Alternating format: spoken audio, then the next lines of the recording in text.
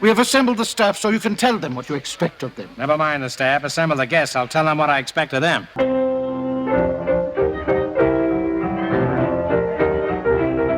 It's the Marx Brothers Council Podcast, episode 95. Who you gonna believe, me or your own eyes? It's midsummer madness here at the MBCP, where we are having quite a season. After bringing you last month an historic interview with pioneering Marx Brothers author Alan Iles and an analysis of the recent Harpo Marx Peter and the Wolf record, we now have the colossal impudence to bring you a packed episode discussing two new Marxian efforts of note, and we will meet the creative people behind them. But first, let's meet ourselves. I am America's answer to Matthew Coniam, Noah Diamond, and I'm here with Britain's answer to Noah Diamond, Matthew Coniam. Hello, old-timer. Hello. It's lovely to be here on this incredibly, stiflingly, hideously reptilian hot day in boiling, broiling England. It's the same here in the cooked apple, Matthew. Sorry your World Cup hopes went down the tubes there. I personally didn't have any, but I understand we did as well as we usually do, yeah. And there is the voice, the omnipotent voice of our editor and producer, Bob Gassell. We may hear his voice at any time during the show. This is our 95th episode, guys. You know what that means. What's that? I was hoping you would. The relentless pace of interesting new Marx Brothers releases continues with two projects, a book and a film, that help us to look at the Marx Brothers in new ways. And both are highly rewarding, highly visual experiences.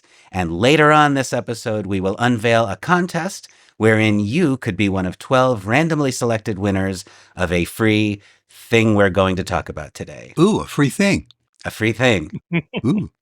But first, if you're a fan of classic comedy, the name Richard S. Green probably rings a bell because it is the name of the author of books highlighting the print advertisements and other promotional materials used to sell the work of Laurel and Hardy, Abbott and Costello, Martin and Lewis, W.C. Fields, and now, finally, Marx Madvertising, selling the Marx Brothers to 20th century America, Book 1, The Paramount Era.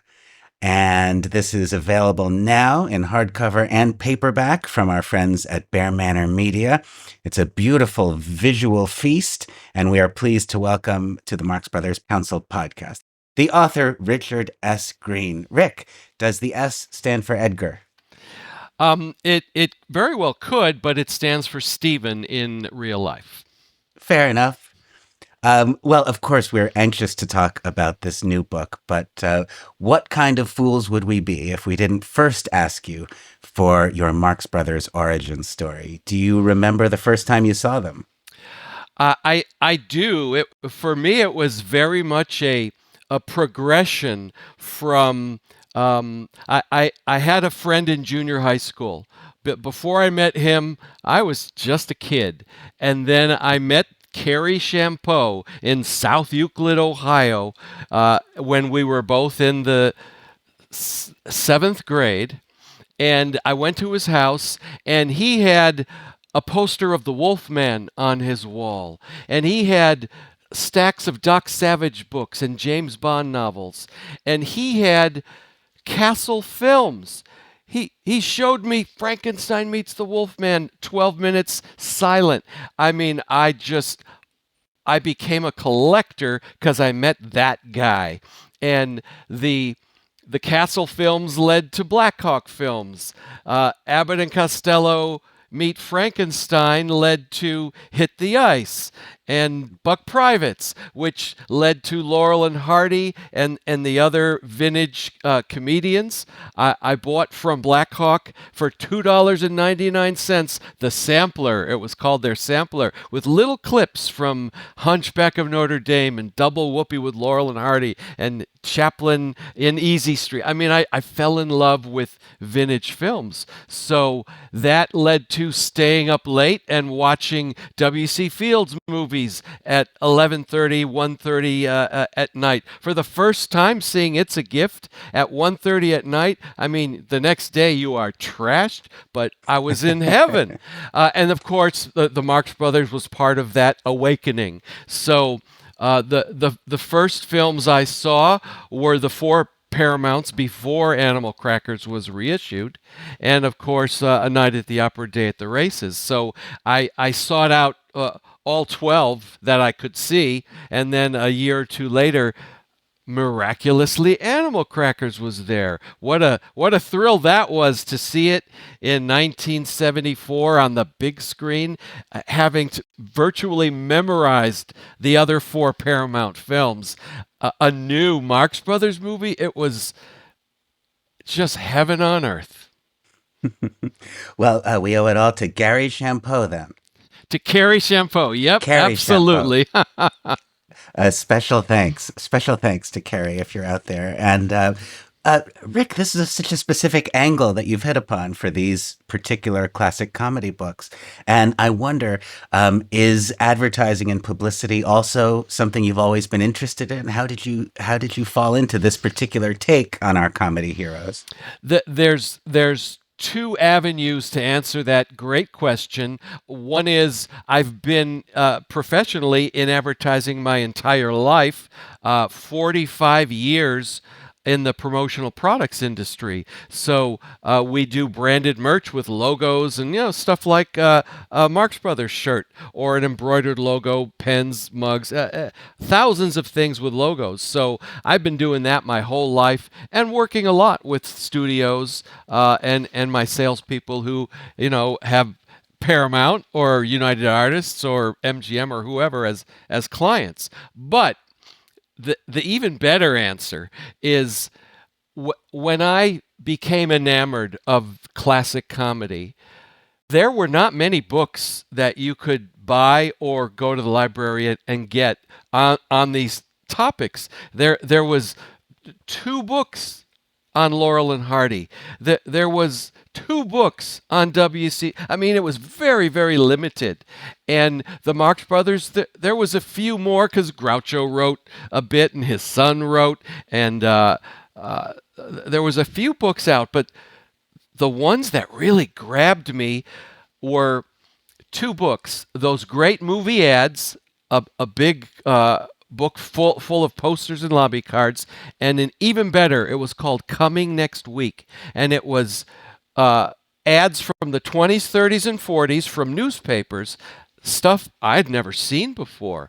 Little Laurel and Hardy bugs or slug ads, beautiful ads for Marx Brothers and Fields Films, Chaplin, and I noticed pretty quickly, unlike the advertising from the mid-'60s or the '70s onward, where there's one poster and it's the same image in the newspaper, like when Jaws came out in the '70s, that shark image coming up towards the girl. That was the one sheet, the print ads, the half sheet. I mean, everything was that image. When The Exorcist came out, it was The Exorcist standing in the shadow. I mean, it was that one image. But when Monkey Business came out, there were 4 completely different one sheets, 2 half sheets, 2 14 by 36 insert cards, and they were all completely different. And then you look at the press book ads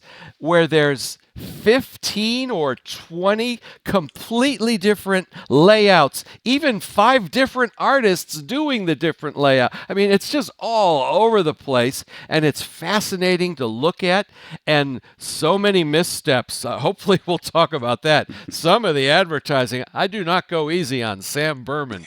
That's for sure. And in the Laurel and Hardy books, there was a terrible artist that they used over and over again for the shorts, and they're just the lettering's gorgeous, but the actual cartoon, it's like, wow, that's really off model, we call it. So I was just fascinated with all the different layouts and ads, and when I started collecting the press books, I saw, it's all there, other than there are regionally produced ads that have nothing to do with even the press book advertising. So this stuff, there's so many variations. And what I noticed, kind of leading into my mission of crafting and compiling these books, most of these old press books are crumbling to dust. They're disintegrating. In the 1940s, during the war, MGM printed all their press books on newsprint. It wasn't even on the good paper. And that stuff, you can't even touch it. It crumbles. So I just thought, this stuff's going to be gone in another decade or two. It won't even be it'll be brown, and if it even still exists. So I need to save it. People 100 years from now are going to want to look at this stuff and analyze it and recompile it for whatever books are like at that time, and it will exist because I have digital versions of my books, and hopefully those are as forever gets. It's a little bit surprising, maybe, that the Marx Brothers themselves were the most visually interesting of all comedians. And yet, there's really not a lot of books that highlight that. A lot of the biographies of them or studies of their work are full of good photographs. But as far as just, visual exhibits on paper, we've got the scrapbook and the Groucho file, which are indispensable, but those books are 50 years old, older than that actually, and very familiar. Arthur Marx's photographic journey with all his Groucho photographs is a beautiful coffee table book, but with a very narrow, specific focus. I guess the book that yours has the most in common with is maybe Art Ducko by Daniel Kinski, which also reproduces a lot of publicity materials, but that's an out-of-print book that's very hard to find, and it's idiosyncratic in its own ways. There's really not a lot of books out there where you can hold a giant book on your lap and just have page after page of astonishing Marx Brothers visuals. It really fills a need. And the most rewarding input that I get from the buffs, from the collectors, from the 50, 60, 90-year fans is I've been collecting my entire life, and your book is filled with things I've never seen before. And just this morning, the guy who scanned in his press book pages for me that I'm utilizing in these books got his copy and said, even the stuff I have seen before, it looks 10 times better in your book.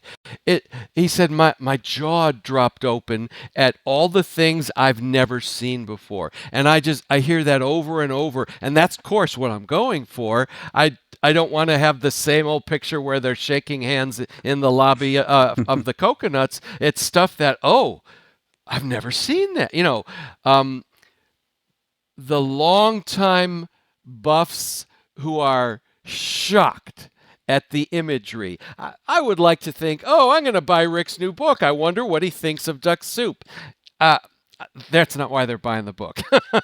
They're going to find out what I think of duck soup, but they want to see the stuff. It's like inheriting your own collection of Marx Brothers memorabilia. Another review said, I couldn't even afford to buy one of these posters, but now I have a whole collection in my book. So tell us a little bit about your process for assembling one of these books, Rick. You've been around the block several times. You've done a number of these now. And we should emphasize that your publisher, also my publisher, is Bear Manor Media, responsible for lots of books that our listeners have and know and love. So when you decide who's next, it was time to do the Marx Brothers, book one of the Marx Brothers. How do you get started? You must have familiar sources you go to for material. I do. And if you look at the acknowledgments book to book to book, there are a lot of the same names checked each time. This Marx book one, the Paramount era, is the sixth book in kind of this series of advertising compendiums.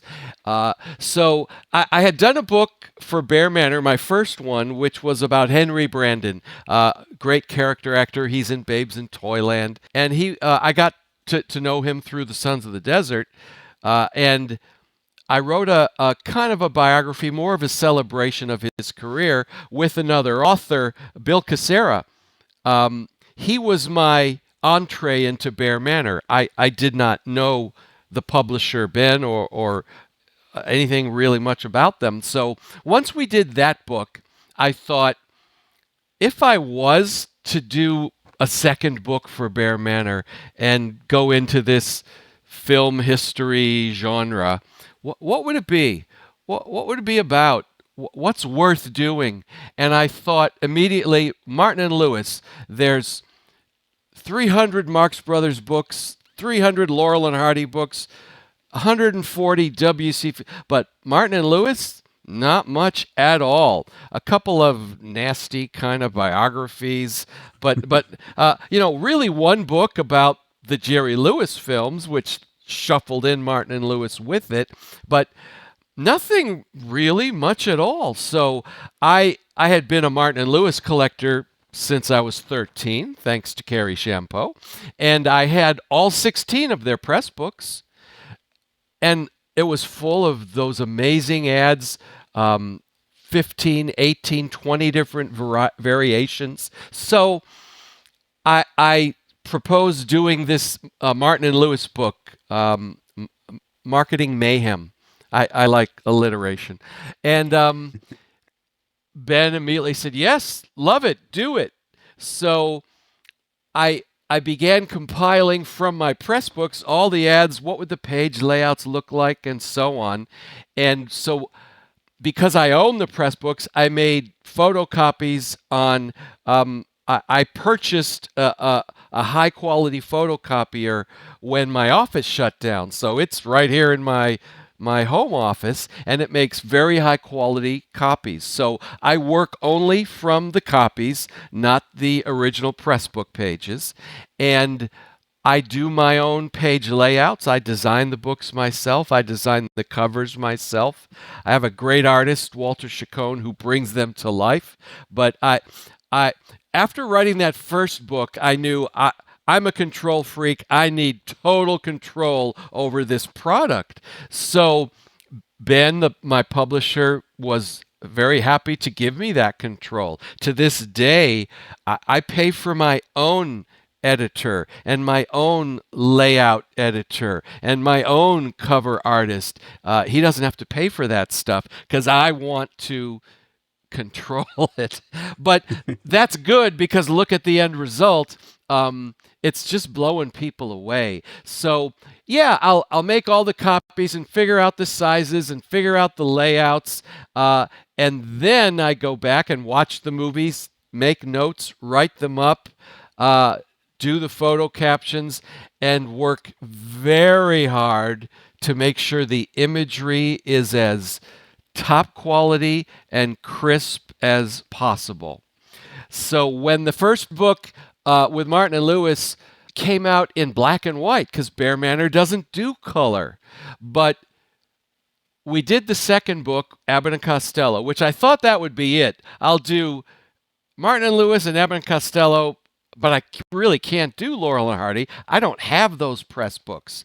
So when Abbott and Costello was being written, my publisher came to me and said, oh, wow, am I getting flack from Amazon? Your books use so much ink to be, for these, they're all print on demand these days. For the POD, they're telling me we need to upgrade the paper, which means the cost is going to go up. And I said, well, okay, that's fine, but can I do color now? He's like, oh, yeah, we can do color on that paper.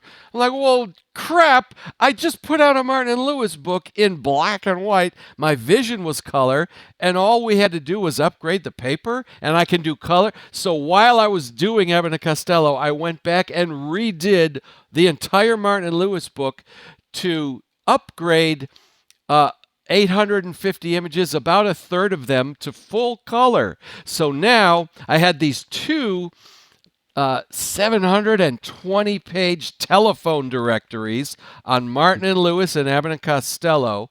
And that's when Ben came to me and said, hey, you got to limit these books to 500 pages. Amazon is screaming about they're too big, they're too big. So, okay, that's when Randy Skretvet, who is the great Laurel and Hardy author, said to me, just as Abbott and Costello was coming out, well, you have to do Laurel and Hardy next. I said, I'd like to, but I don't have any of their press books. They're too expensive. He's like, I have Babes in Toyland and Way Out West. They're yours. And we have friends throughout the Sons of the Desert. They'll loan you their stuff. Well, he was right, which thankfully led to the same thing happening with the Marx Brothers. So I did two 500-page books on Laurel and Hardy and completely covered their features and shorts and how they were promoted. And in between the two, I did the W.C. Fields book. Well, I had to do the Marx Brothers, and I had 0 Marx Brothers press books.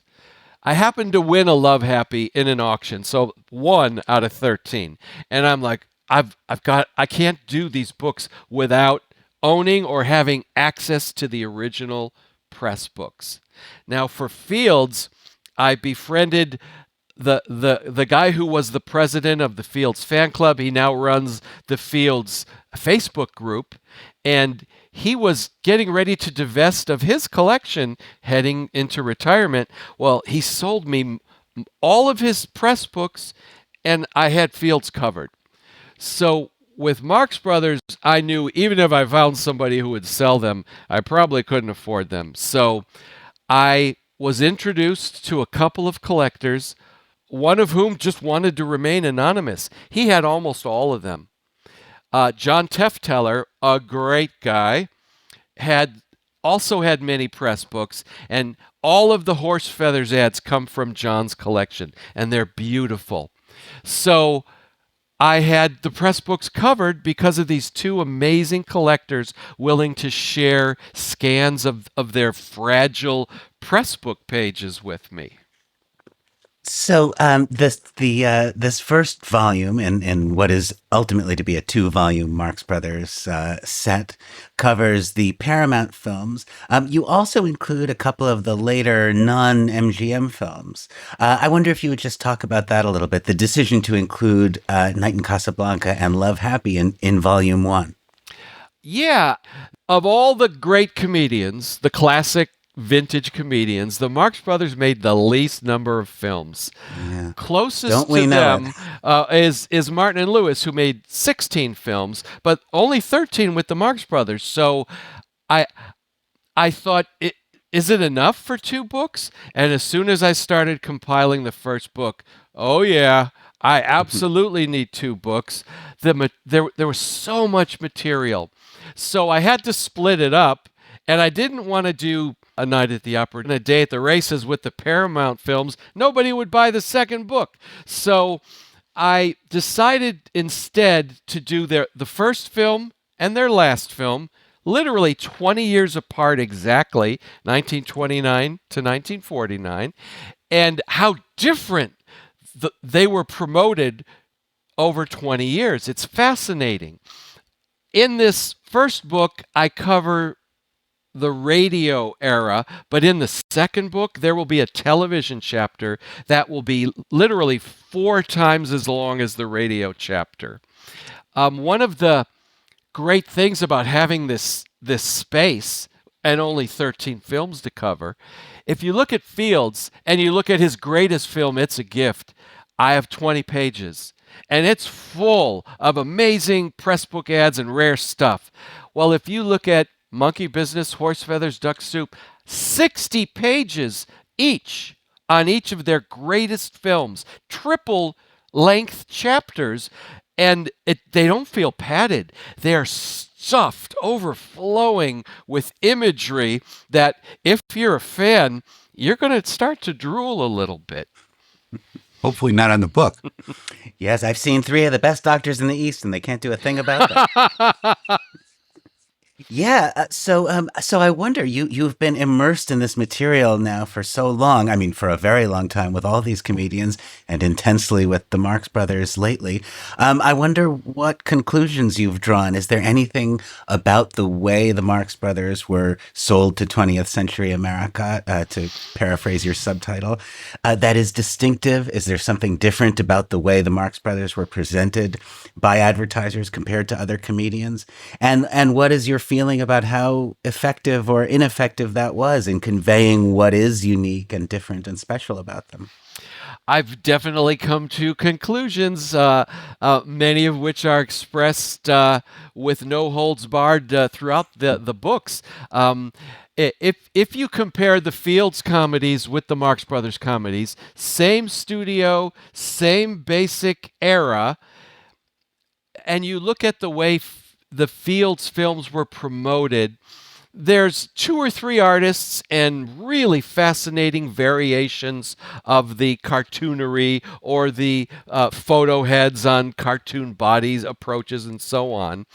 When you look at the Marx Brothers from about those same early 30s years, it quickly becomes apparent that Paramount did not care how they promoted these films. Just throw the stuff out there. We'll attract the people because it's the Marx Brothers.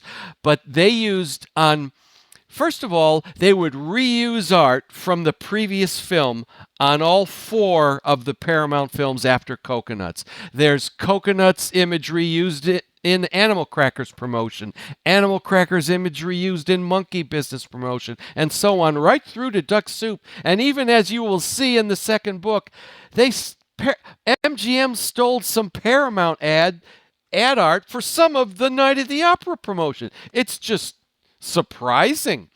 But Paramount had at least 5, I think 6 different artists doing artwork for, let's say, Duck Soup. So it's all over the place. Some of it's cartoony, some of it's realistic. There's a horse feathers ad with cartoon Marx Brothers on a beautifully detailed line art horse who has a feather for a tail, and they're being bucked off of it, and it's like, this is 2 different artists who drew this. What are they thinking? And then some of it is horrifying looking.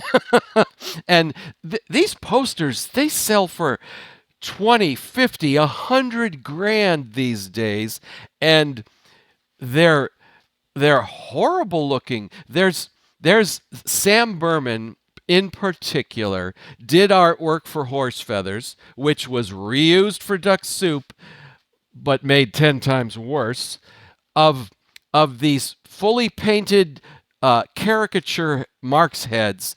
And Chico in particular looks like was just released from the psych ward, and is ready to begin his raping and pillaging of the city. I mean, They're demonic, aren't they? I mean, surely yes. nobody could have ever looked at that and thought that they looked anything other than demonic. It must have been a choice. Or no one made a choice and they just used everything from every artist instead of picking and choosing the best. Yeah, that Sam Berman took his paintings from Horse Feathers and recolored them and stuck them in a kettle because it's soup. We're cooking soup, but with humans.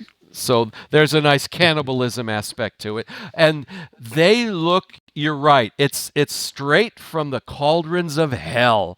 And it's almost shocking, and yet it's one of the most highly collectible posters of them all. It's their best film, in my opinion.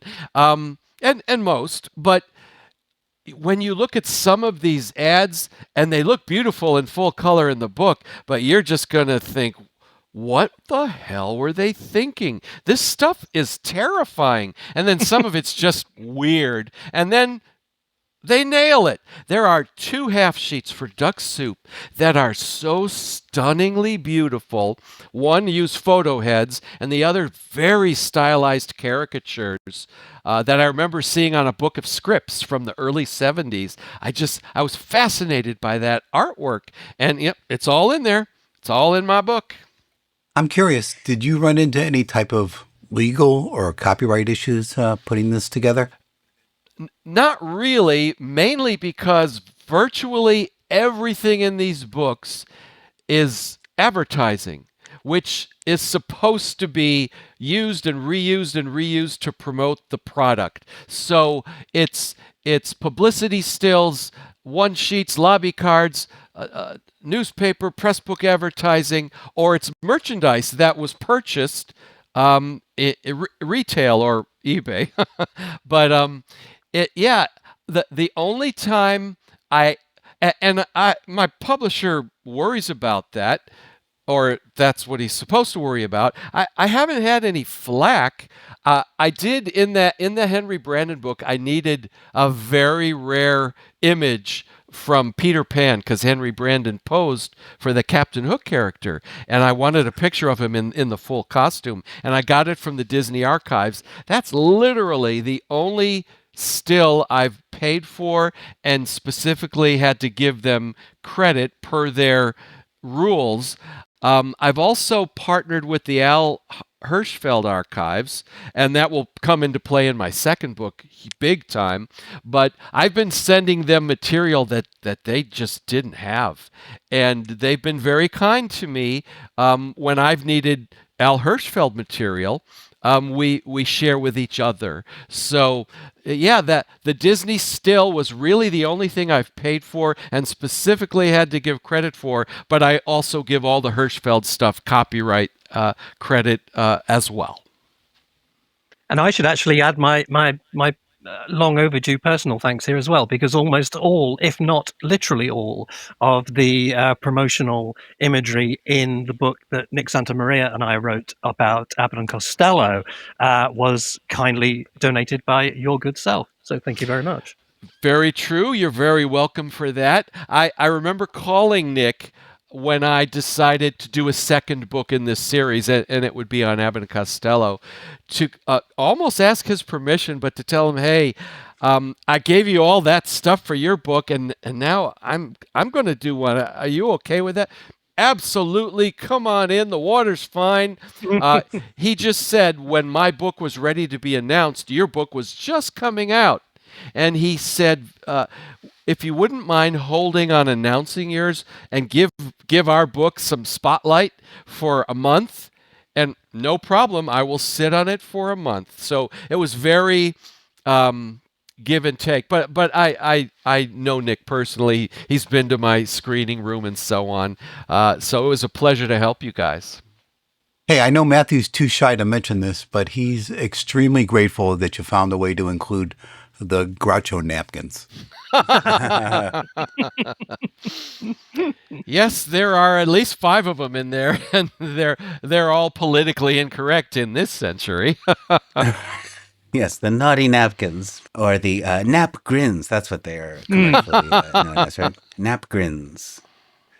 As you may know, one of our favorite themes here on the Marx Brothers Council podcast is that by many measures, the most interesting part of the Marx Brothers' career is the part before they ever made a movie in 1929, when their features career begins.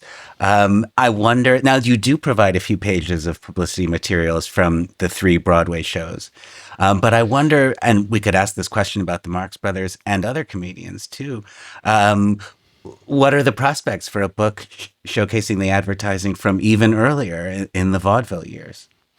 I mean, it all depends on how long I live. I am working on a Bob Hope, Bing Crosby road films book for next year. The year after that will be Marx Madvertising, book 2. And hopefully you'll invite me back in a couple of years. But then after that, I'm going to do Buster Keaton and a total change of pace, but going back to my roots, I'm going to do a book on the Universal monster films of the 50s, the creature movies, Tarantula, It Came from Outer Space, all those 50s movies, which I have all those press books. But then after that, go ahead. Are the Three Stooges on the agenda? They are. When I was 14, I co-founded the Three Stooges fan club in 1974 and corresponded with Mo Howard, got his permission to do so. And for the last 6 months of Mo's life, I got half a dozen letters every single week. Mo Howard gave me your address and says, you have a Three Stooges fan club. I want to join. So, Wow.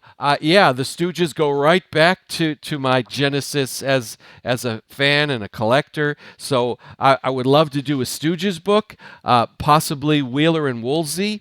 And then kind of circling back to some of these comedians that I've already, what's come to light since I wrote the Laurel and Hardy or the Abbott and Costello book, and what's new and different about the Marx Brothers. 'Cause people start sending me stuff now. I'm getting images from other people doing books because I've trained my AI to do archival restorations that don't change or add anything or cut the borders. I mean, they're 100% authentic restorations, which the Marx book is the first one that I've used AI on to dramatic effect. But so now I wish I could go back and redo some of the images from the earlier books to make them crisp and shiny and new. Here's a great example of that. And I abhorred AI. I wanted nothing to do with it. I'm not interested in women with 6 fingers on their hands or three legs. Well, 3 legs wouldn't be bad, but it was just, that to me AI was just weird, and it does stuff that isn't true, and it writes better emails. But I'm a writer. I don't need it for that. So, but then, a few months ago, I had just turned in all of my Marx material to my layout gal. And a week later, I figured out AI was not evil, and I could actually use it as an incredible tool. And I redid 150, 200 of almost a third of the images in the book using AI to upgrade the visual experience. So one example, there's a Harpo Marx magazine, show magazine, at the very back of the book, from the early 60s. Beautiful full-color photo of Harpo holding a picture of the other 3 brothers from Paramount, and it had creases. It had a freaking coffee-stained circle in the middle of the image. It had chips along both of the edges, folds, and it didn't look great, but it was all I had. Well, I gave it to AI and I said, can you make this look like I just picked it up on the newsstand yesterday? Don't change anything, don't add anything. This is an archival restoration. I really drilled it in, and the image I got back is what you see in the book. It's gorgeous, and it's not phony AI looking. It's an archival restoration. So Yes, I think you're discovering, as many have, that generative AI may well be evil, but AI as an editing tool is quite legitimate and quite useful. I came along just too late to be able to help you there. Our previous guest, Alan Isles, sent me in the post very, very generously a huge cache of his old research materials, and included in that was a very, very good condition copy of that show magazine. So, had this been 6 months ago, I could have helped you out. I was afraid that when you asked AI to make it look like it was made yesterday, that it would change the price to like $22. no, and I could give it work to do at 3 a.m, and it never complains. Now, it will often get it wrong, and when you try to fix an AI error, you just go further and further off base. You just shut it down, start again, explain it differently, and then it gets it right. Yeah, it's a rabbit hole that all of us new to AI are falling down. Just start again and give it different directions. In many of the reviews that folks post on Amazon for all of these books, these are not inexpensive books, and I know it. For some people, it's just not in their budget, and I get it. But if you can spend $60-$70 on a softback or $100 or more for the hardback, what I hear over and over and over again, which is very rewarding, is yes, it's expensive. It's worth every penny. It exceeds whatever their expectations were, and they're shocked and delighted by looking through these books, and in most cases, overwhelmed just by how much is there. Eventually, I hope they'll read what I wrote, but I get it. For the most part, it's these incredible images, in many cases 90% of which they've never seen before and haven't been in print for 90, even 100 years. Yeah. And they cost what they cost, don't they? I mean, you're not making a fast buck here. That these are expensive things to produce, and you're getting what you pay for. Very good point. And another point is, I don't write these books to pay the mortgage. Believe me, those of us, which is most of us who have books out there, we're not rich. I get a few bucks for, even if it's a $100 book, I get a few bucks. So I don't do it to cash checks and put food on the table. I have another job for that. This is 100% labor of love. I don't set the price. Let's just make clear to our listeners too that it really is, this is a book that eats like a meal. It's I've got the paperback version here, but it's well over 400 pages, 460 something pages, 70 something pages. It's an oversized volume. They're big pages. This is not a tiny little book of 100 pages that you're paying for. And if you sit down and look at every page of this book, the price of admission doesn't actually seem that high. And the images themselves, I try to make them as large as possible, so you're not looking at postage stamp pictures. You can really enjoy what they look like, and when I analyze, for better or for worse, the art or the layout, you can see what I'm talking about. Yeah, as someone who's looked up a lot of Marx stuff over the years for various projects, I could vouch that seeing this stuff in this quality, in this size, it's like seeing it for the first time. It's just amazing. I was like, have I seen this before? Yeah, I've seen it before. I just don't recall it being this, all these details. And I'm so happy to make my way through this book. I love that. That's why I do them. There's one page where there's this really cool die-cut ceiling dangler from Duck Soup. No one's ever seen that before, and if they have, it was tiny and it was stained and didn't look good.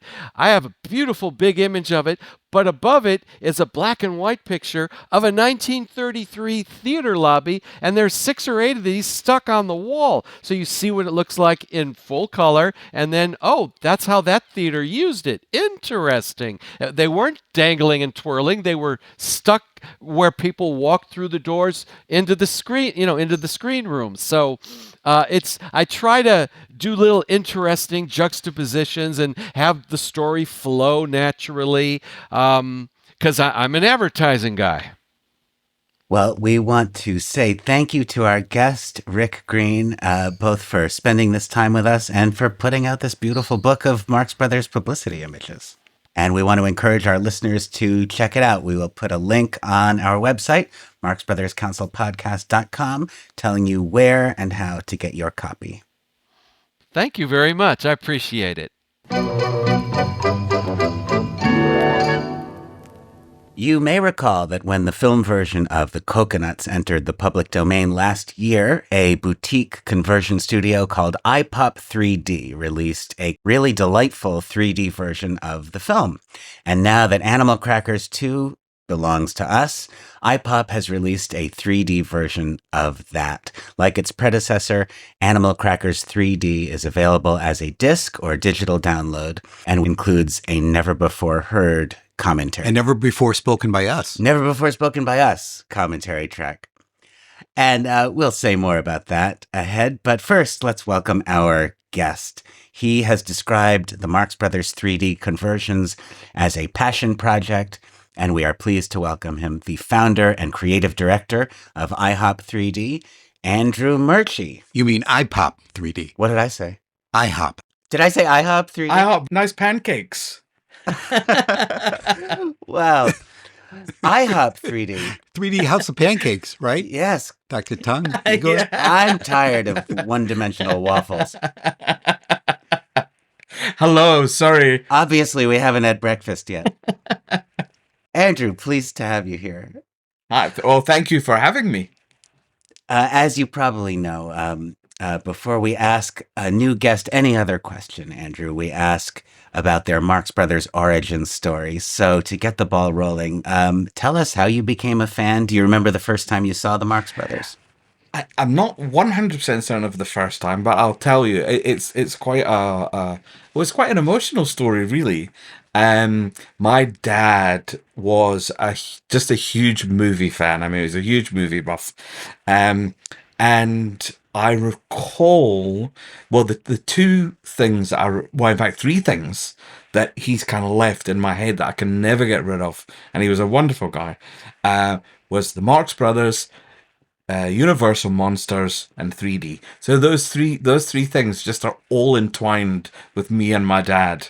The first time I can recall seeing the Marx Brothers was on TV here in the UK, and without going into a huge long story, essentially in 1969, my dad and my mum and my brother and I emigrated to South Africa because my dad went to work there.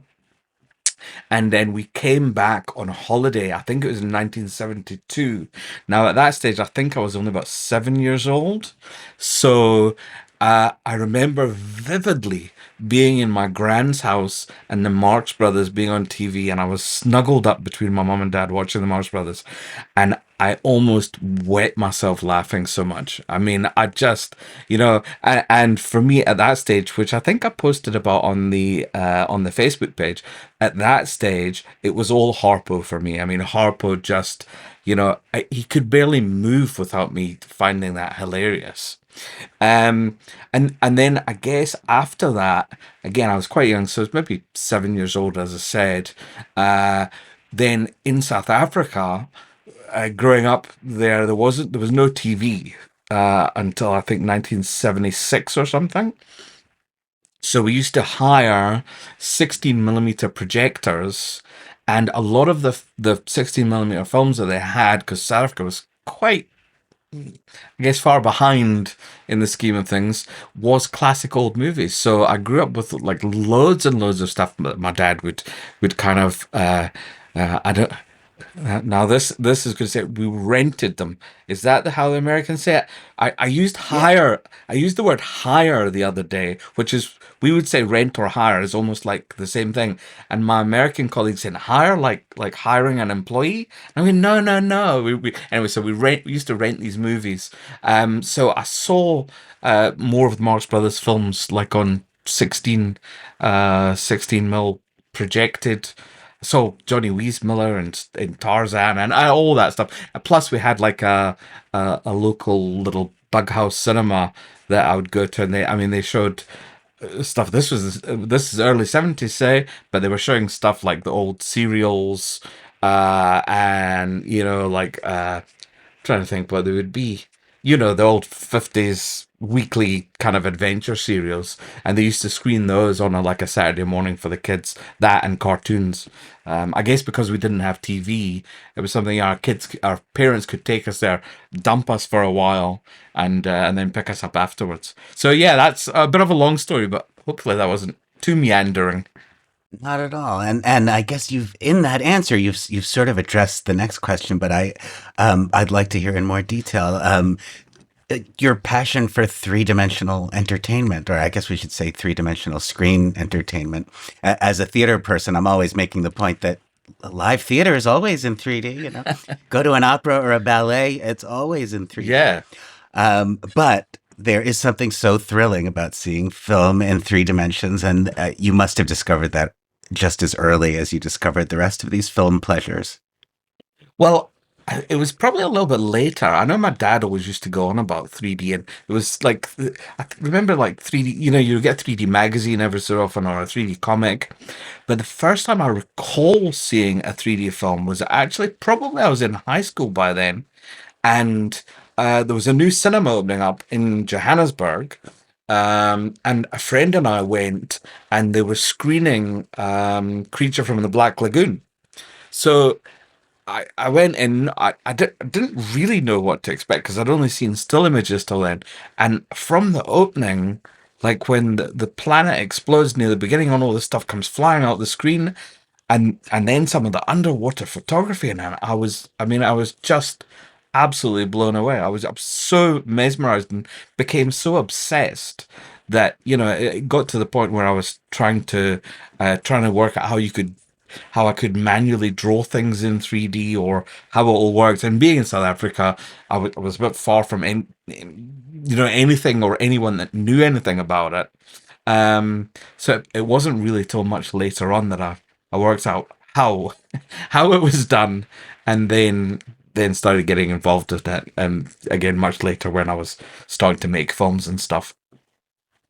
I remember when I was a kid taking a pair of 3D glasses and a red marker and a blue marker and seeing if I Exactly. could figure it out. Yeah. That's exactly what I was doing. I had that, and I did manage to get things that sort of did something, but then it didn't help that I couldn't draw. So it was like, I could make shapes that kind of looked like they had some dimensions. I remember having, I think, a Star Wars 3D comic book and trying to look at it sideways to see behind things. Like you feel like you could see behind things. Yeah. But that never quite worked. When I was growing up, my folks were telling me how 3D films had been big in the 50s for a little bit, but I had never seen one or experienced one. But what I did have was a Viewmaster. And, Beautiful. yeah, I just loved this, particularly the live action stuff as opposed to the animated. I just always wished there had been a 3D version of these films or TV shows I was looking at. Yeah, I mean, the Viewmasters are just beautiful.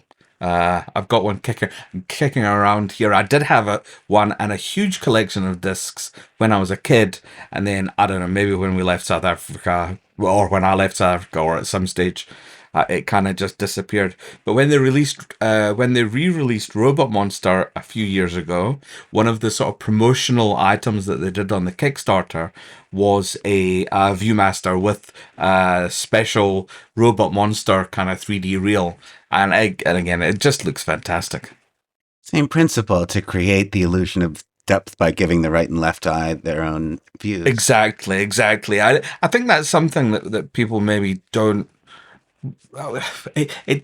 It's kind of technical, but it's not. It's kind of logical as well. When you look at your left eye and your right eye, and you've got those two images, you just need some kind of filter, to deliver to each eye. So the red and blue, which is really your most basic version of that. I mean, in the 50s, they didn't really use that red and blue anaglyph format. It's a kind of myth that was what was used in cinemas. It wasn't. It was actually polarized lenses, very much like what the Real D ones are today. They're slightly different, but they were polarized. So any color, like some of the later color 3D films, were perfect, just the same as you would see them in a cinema now.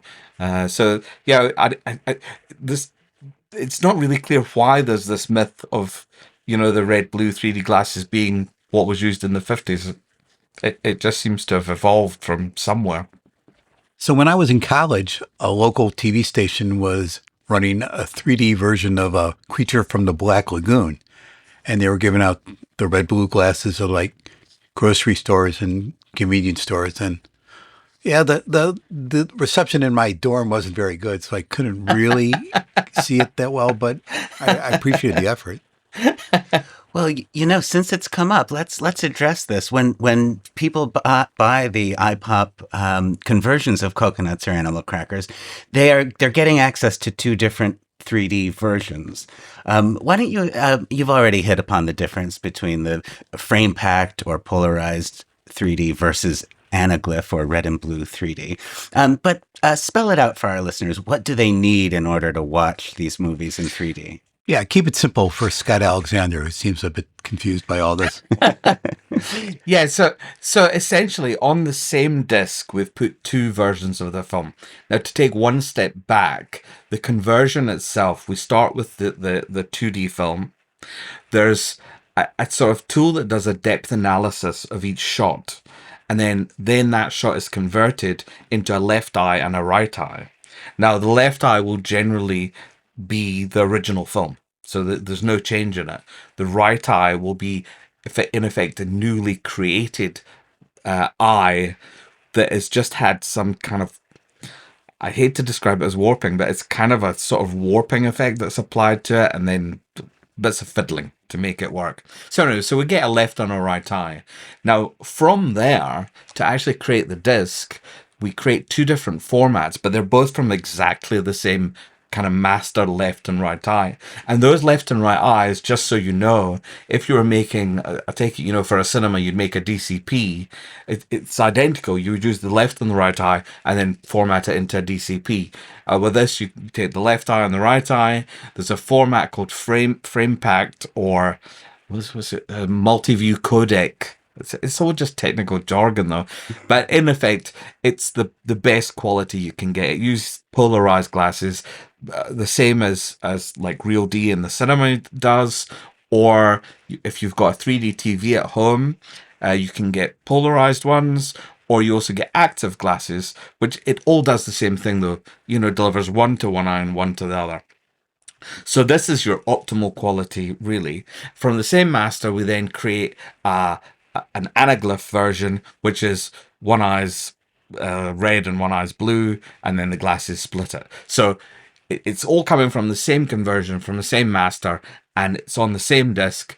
There's a sort of optimal version, the polarized or digital 3D, and the anaglyph 3D. So that's on coconuts and on animal crackers, and pretty much any of the other discs we've done. I think there's one or two where we haven't, because it's for space reasons. We may not have wanted to do that, or it may be that there's just no point, because it's just it may be that there's no point because the anaglyph kind of wouldn't work as well as it could.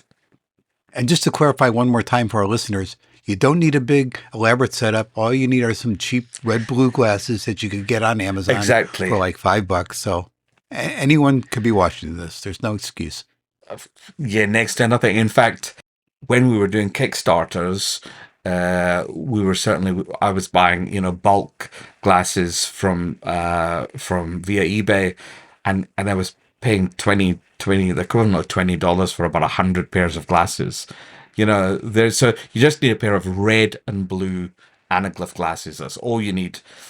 If you're lucky enough to have a 3D TV or a 3D projector, it's a standard 3D Blu-ray.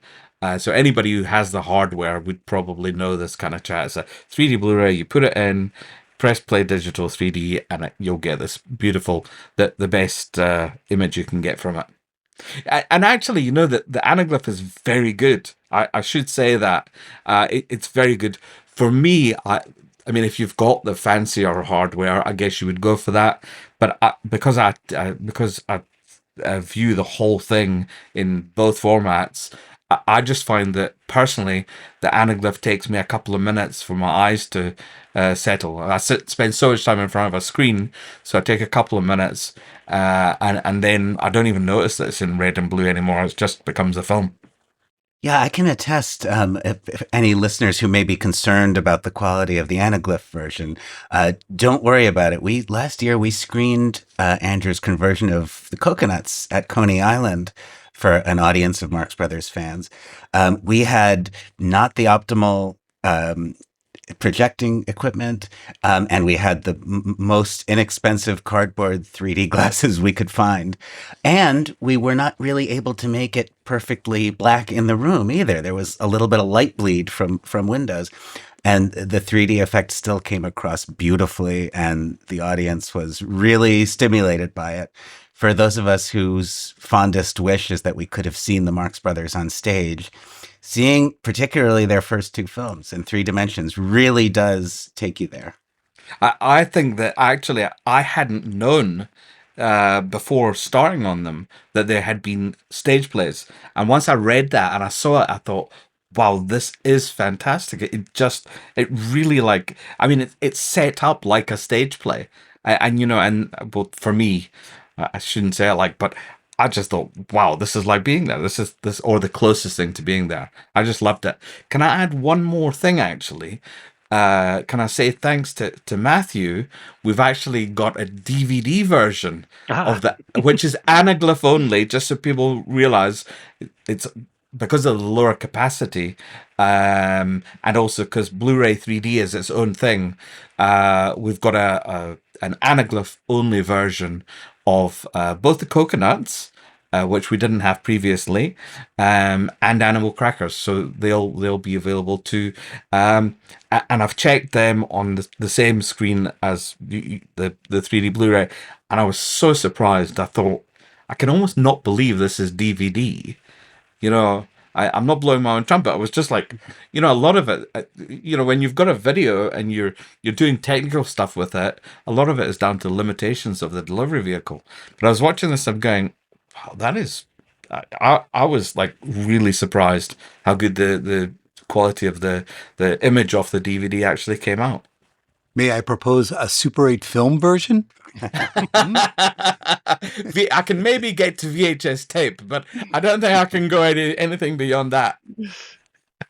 There's a little bit of a revelation, I think, in the 3D coconuts. I'm sure animal crackers too. Is that, you know, we think of 3D as lending itself really well to like horror and fantasy films because they're so intensely visual.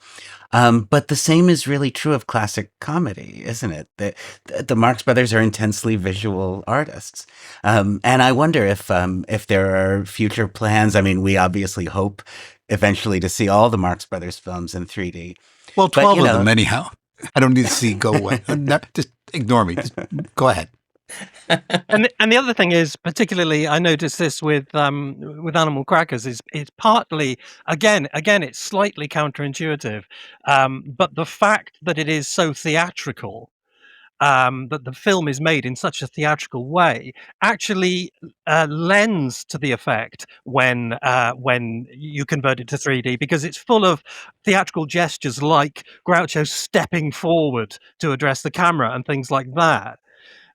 So that they actually use, although the frame is very theatrical and very static, they use the depth of space quite a lot. Yeah, I'm often surprised when, you know, we're looking at films and going, or I'm trying to imagine in my head, is this going to work? And then I go, well, I'll do a test piece, and then I fall in love. I've fallen in love with so many films that I hadn't necessarily, I'd been maybe aware of. I mean, the Marx Brothers is a different story, but like some of the other films I was sort of aware of, and then through working and looking at them and converting them, I've just fallen in love with films I'd only just sort of barely registered in my mind, because it I don't know, it just, for me, it always adds. It never takes away. The original film's still there in one of the eyes, you know. So, and again, I know some people are kind of offended that you kind of mess with things, and it's not done. It's done from a position of kind of really loving this stuff. That there's not a huge amount of money to be made. You know, when you start going into a niche of like home 3D, and then home 3D that's conversions of films that were not made for 3D, and then you start going to 1930s black and white public domain films. You end up with like half a dozen people who are actually interested, and you feel like you're a madman. You go, but you should see this, Yeah, I mean that's certainly what I would say in particular to anyone who is tempted to think, well, what's the point of putting this in 3D because nothing happens in it. It's just a bunch of people stood around talking. I think there are two very different kinds of 3D experience, and a film that is full of rapid cuts and changes of camera angle and close up and long shot, and that has a kinetic power in 3D. But there's also something very, very hypnotic about converting quite a sedate cinematic experience into something that suddenly comes alive, as we said, as if you're watching these people on the stage. Well, I think jumping back to what Bob was saying about the Viewmaster, actually, the sort of films in the 50s were are kind of quite revered for their 3D. There was that sort of 3-year stage in the 50s. That's the kind of golden age of 3D, and I think that was partly because well, I know it was partly because they were filmed much more slowly, and that gives your eyes a lot of time to kind of absorb that 3D information and to take it in. And the Viewmaster, that's what's beautiful about the Viewmaster. When you've got a still image, you're looking at it, and there's something about the three-dimensionality of it that just engages, I think, maybe a different part of your brain, or it just sort of draws you in. It's endlessly fascinating to me. I want to go back to the coconuts for a moment. Andrew, you may not have realized this until you started putting it together, but a good third of the film is this low quality dupe footage, and somehow you did a wonderful job converting that to 3D, and it actually it's less noticeable in the 3D version. Somehow it masks the change in quality a bit more than the normal 2D version. I don't know why or how that is, but it bothered me less. It all works together.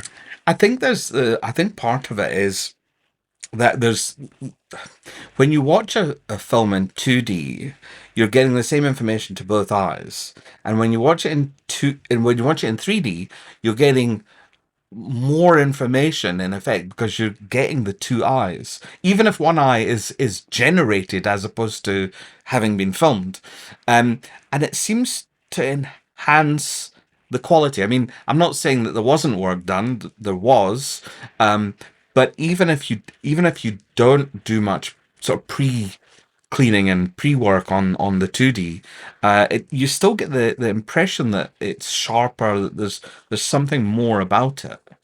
But yeah, on coconuts particularly, I did quite a bit of work pre the conversion, using tools that kind of sharpen and bring out more detail. There's a particular AI tool that is used. It's made by a company called Topaz. It's called Topaz Video AI, and it can be a challenge in that sometimes it can do really weird things, especially with faces. If there's faces in the background and it can't quite see what it is, it can start making quite grotesque characters. So it's a matter of trying to control getting a bit more detail without starting to get these kind of weird horror faces. How did you go about approaching the blackout scene in Animal Crackers? I have to imagine that was a challenge. Well, the process where we've got the 2D film, then there's an analysis tool that analyzes the depth, and it creates I can't really describe. I should have had an image to show you. It creates a grayscale image, so like just a black and white image where whatever's closest would be white and whatever's furthest away would be black, and everything between is sort of tones. So when you've got characters that are close, you see a shape of the character, so you see various layers of characters.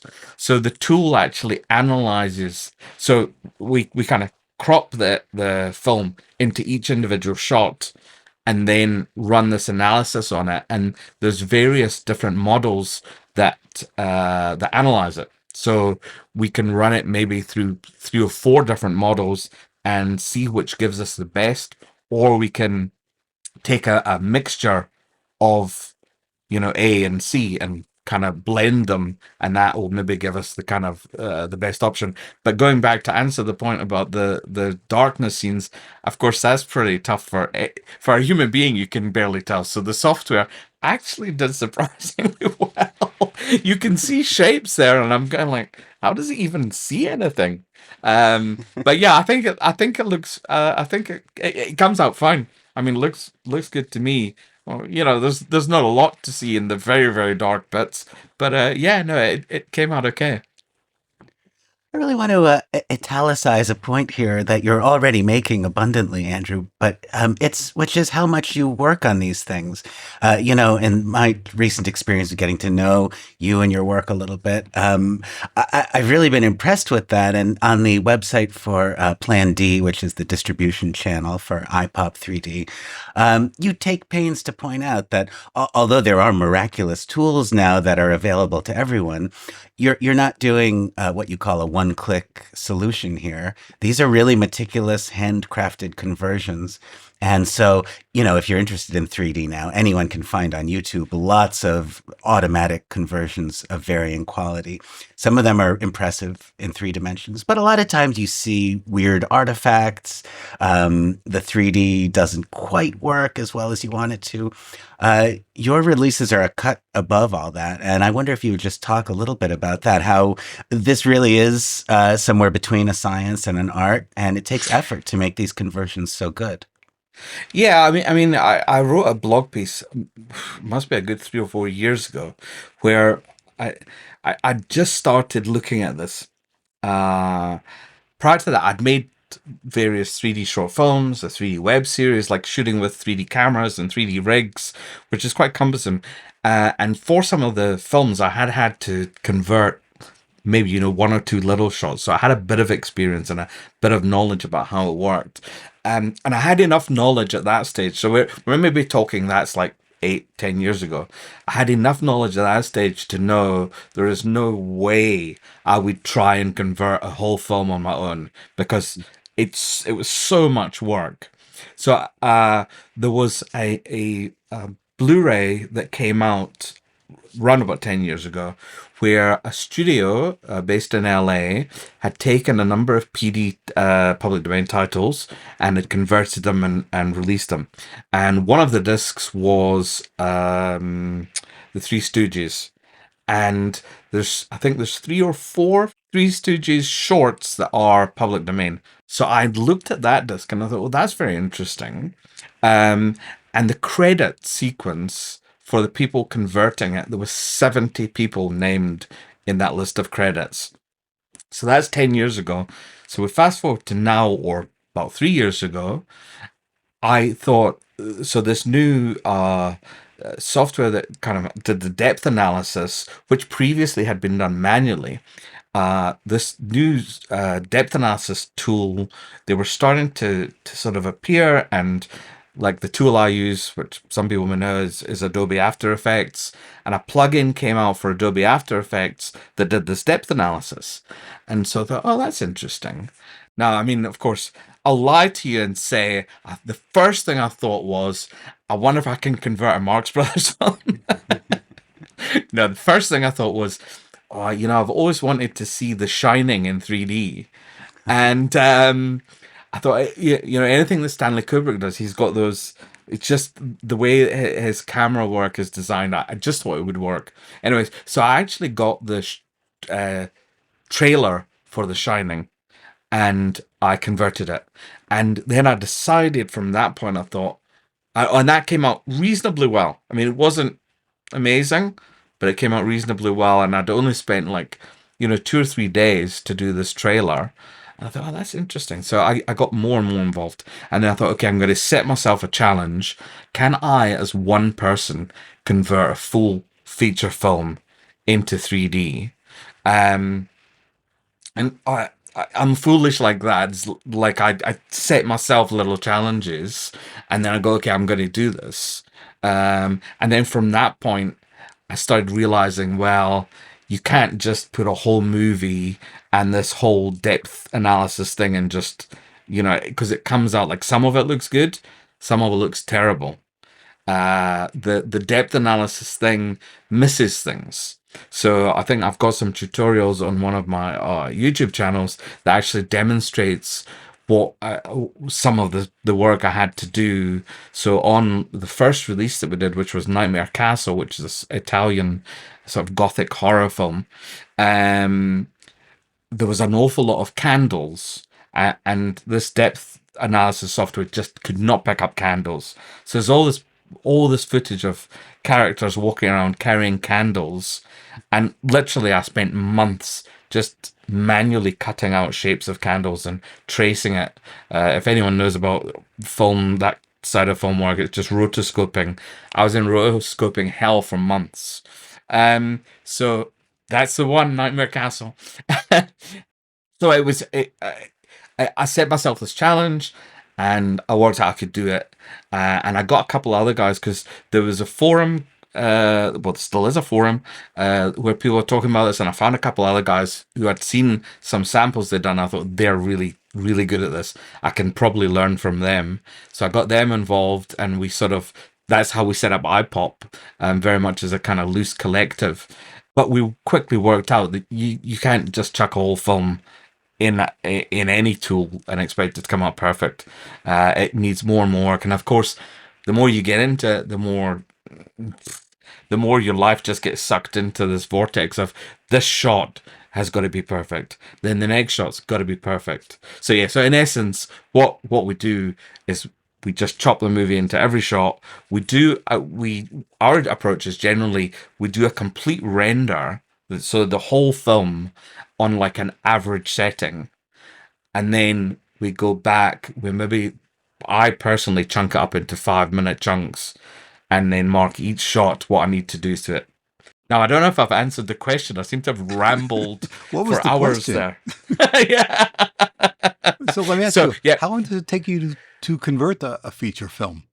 Well, can I jump back and just say that Nightmare Castle, the first film, literally I think took 9 months, and it was arduous. It was really arduous.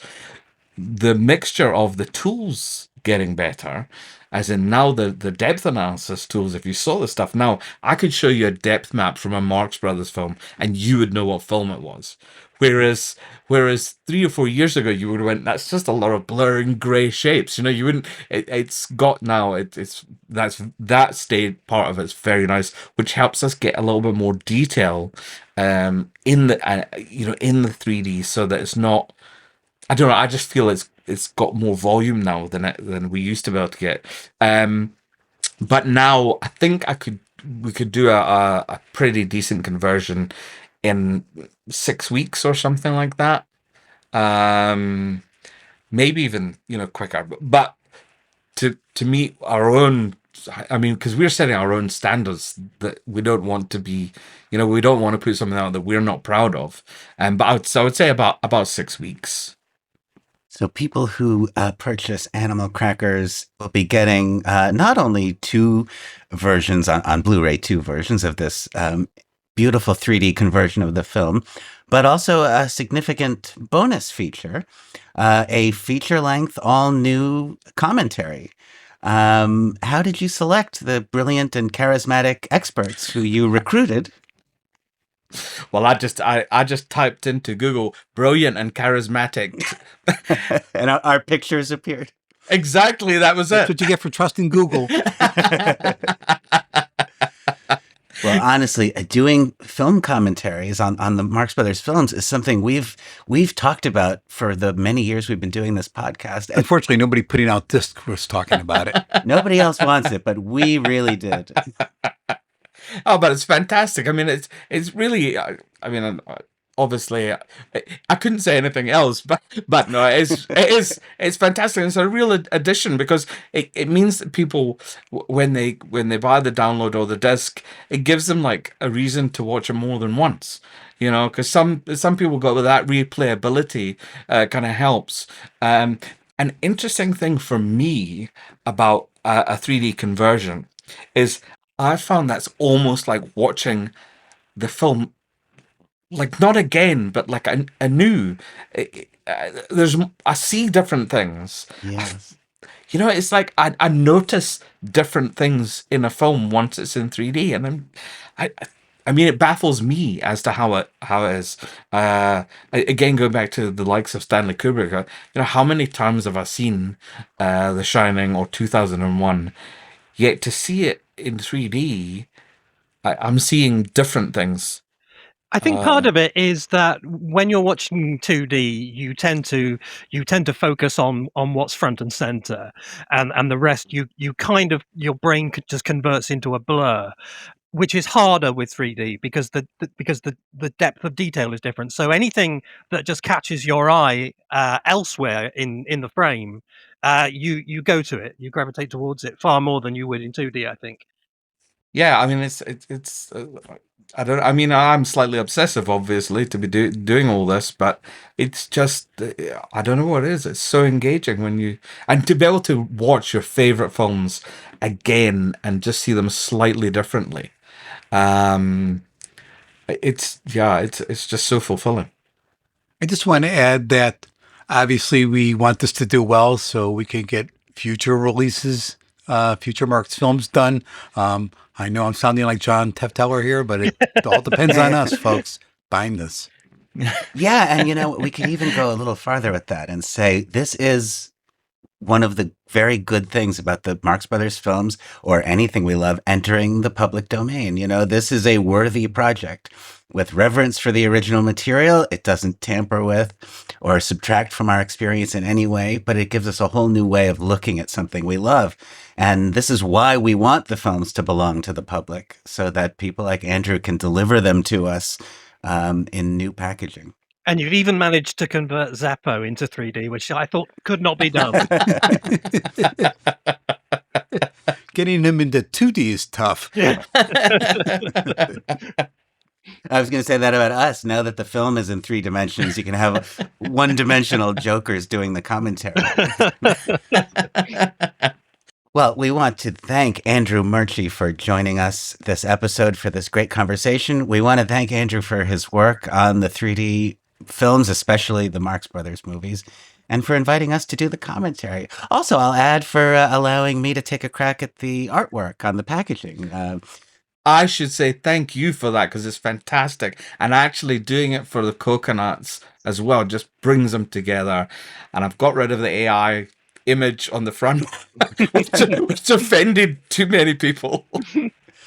That's right. The fans can relax on that point too now. Nice enough new artwork. And just a reminder that Andrew is in our Facebook group. So if you have any feedback or questions, he's there. Absolutely. And more than anything, get yourself a copy of Animal Crackers 3D and Coconuts 3D. They are available at iPop3D.com. And we are going to give away 12 copies to 12 lucky winners. 12 randomly selected winners will each receive an Animal Crackers 3D Blu-ray or DVD. It could be either. But if you can only play DVDs, let us know in your entry, and we'll do our best to accommodate you. To enter this contest and to be included in the random drawing, there is no purchase necessary. All you got to do is send an email to animalcrackers3d@gmail.com. That's animalcrackers, the number 3, the letter D, @gmail.com. Include your name and your full mailing address and hit send by 11:59 p.m. Eastern Time on Thursday, August 6th, 2026. The list will be screened for redundancy. You will not increase your chances by sending multiple emails. So one more time, send an email with your name and mailing address to animalcrackers3d@gmail.com. Deadline Thursday, August 6th, 2026 at 11:59 p.m. Eastern. 12 randomly selected winners of Animal Crackers 3D on disc from iPop 3D. Can we enter? No, Bob, you cannot enter. Damn it. No, because we've been scammed for redundancy. Bring on the girls! Strike up the band! Flywheel! It's command! Mr. Flywheel, you say you're the man who will improve things. Won't you tell us, Mr. Wolf J, how then can we move things? Tell us, pretty flywheel, Tell us now, tell us how, tell us now. You gotta sing while you sell. Sing while you sell. Get that money in the till. Give the customers a thrill. There's a way if you've the will to sing while you sell. They'll buy no pan without Chopin. Sell this weenie with Rossini. And this Verdi goes with Verdi. Yes, you'll make a lot of friends if you sing a sweet cadenza. Sing while you sell. Sing while you sell. Sales will mount up to the skies. You'll dispose of merchandise if you like to vocalize and sing while you sell. Up and down the old plantation, all the cotton was rotten away. Then I come to the South Salvation by putting on a hot sale on cotton today. Way down upon the Swanee River, that's where this cotton grows. First they pick it, yes they pick it, in the cotton, then they stick it, then they weave it into clothes and fancy hose.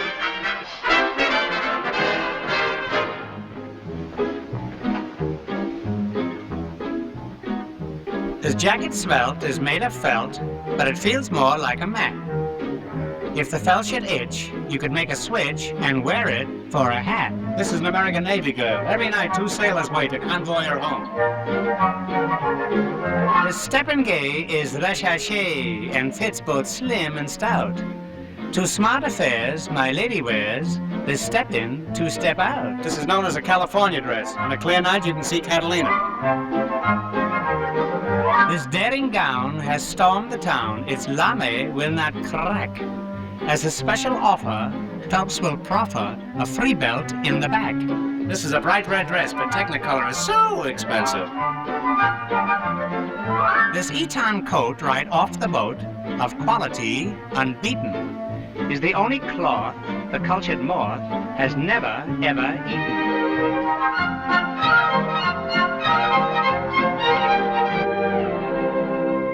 I'd like to buy a bassinet, the one I have is scratched. You love our special bassinet with a lullaby attached. Rock-a-bye, baby, on the treetop. When the wind blows, the cradle will rock, rock, rock it, baby. Rock-a-bye, baby, on the treetop. When the wind blows, woo, your little cradle will rock, whoa, rock it. When the bow breaks, the cradle will fall. Down, oh come my baby, my baby, my little baby. Down, oh come my baby, baby and the cradle and all. Go to sleep, go to sleep, go to sleep. Close your eyes and go to sleep, oh mammy tries to sing a lullaby. Lullaby, lullaby. Mammy's gonna rock you to sleep. Lullaby, bye, bye, baby. Rock, rock, rock, cradle. Sleep, sleep, sleep, Jackson. Shoot the talcum to me, Malcolm.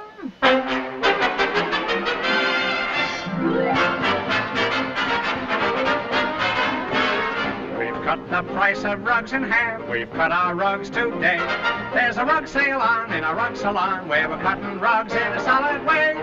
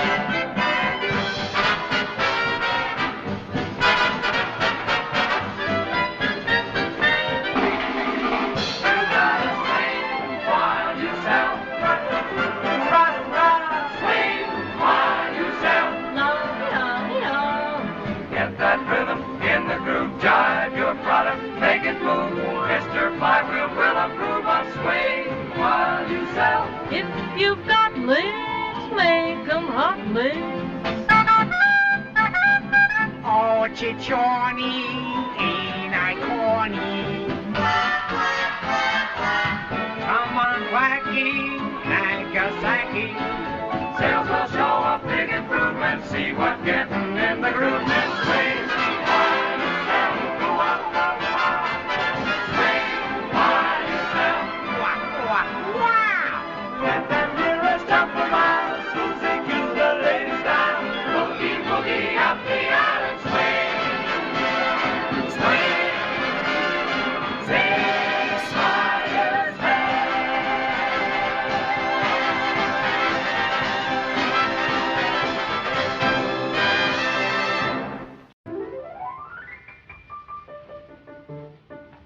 The Marx Brothers Council podcast is produced by Bob Cassell.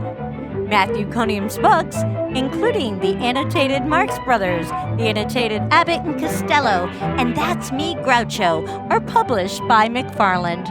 Noah Diamond's book, Give Me a Thrill, The Story of Alsatias, is published by Beer Manor Media. To leave a comment and for more info about this and all episodes, visit us at marxbrotherscouncilpodcast.com. For the latest Marx Brothers and podcast news, look for us on Blue Sky and Twitter. And join the fun with the largest and most vibrant Marx community online, a club that will have someone like you as a member. The Marx Brothers Council Facebook group. That's it for now. Swordfish! That's it, you get it.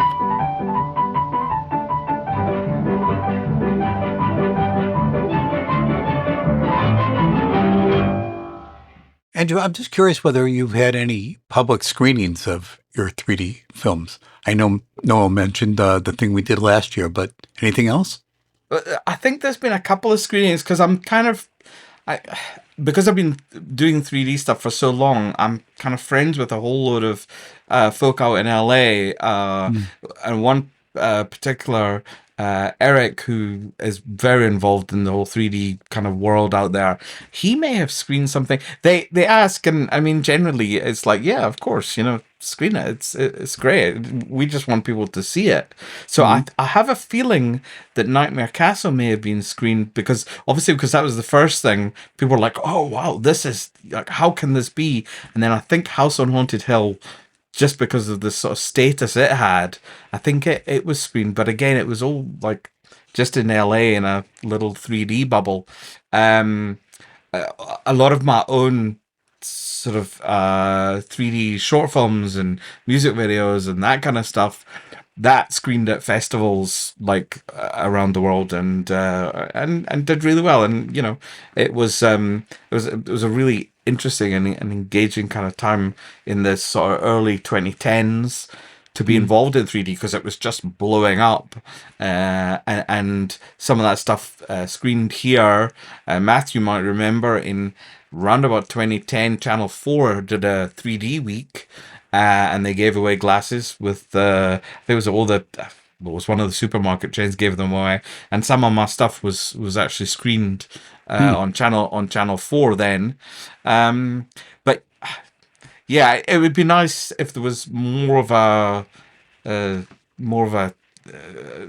don't know, more of an easy way for me to get this screened, so it's just if people contact me and say, can we screen this at such and such. Are you familiar with generally fine. Are you familiar with Darkfest, Alan Bryce's horror film? I know Alan Bryce, and I don't know him personally, like I say that, but I know in the magazine. What's the magazine Dark called? Side.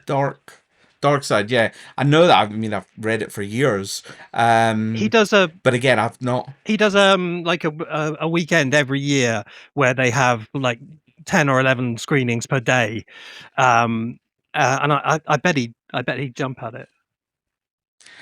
Yeah, well, maybe I'll try and get in touch with him. The one thing this is the sort of slightly more tricky side of it, is everything is done in America and everything's produced in America and everything's shipped from America, and that's because of the public domain status. I don't want to get into like who owns the rights in the UK. We shared some content on YouTube, and bizarrely the Bat, the Vincent Price film, The Bat, which is all over YouTube. I mean, it's definitely public domain. There's like everybody. There must be about 50 versions of it released in America. Yeah. We put it on YouTube and we got blocked. And it was blocked it was blocked in the UK, or it was blocked in all of Europe because a Spanish distributor has got a DVD version of it, and somehow it's, I don't know how it analyzes it. Anyway, we appealed against it, and they within 2 weeks it was unblocked, and it was fine. But it's just, you get into, like, I don't want to rock the boat too much. America, we're very, very careful, and it's very obvious what's public domain. So we're all cool there. But yeah, so I don't know in the UK, because I don't want Warner Brothers or anyone getting upset with me.